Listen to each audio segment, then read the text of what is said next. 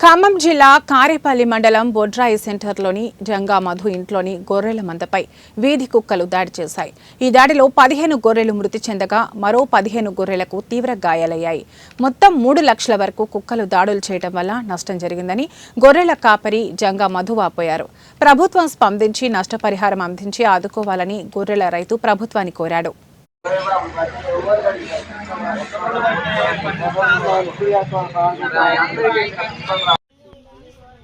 మరి ఇంత దారుణంగా పడతాంటే ఏం చేసి నైట్ పండుకున్నప్పుడు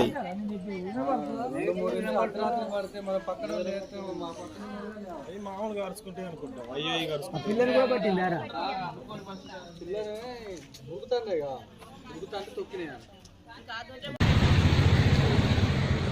రెడీగా ఇచ్చిందిగా ఇప్పుడు ఇక అస్సలు లేవలేకపోతాను.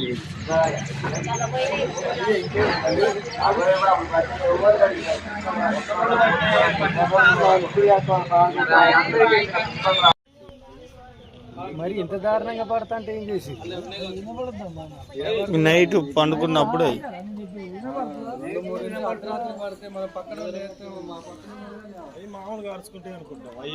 పిల్లలు కూడా పట్టిందారా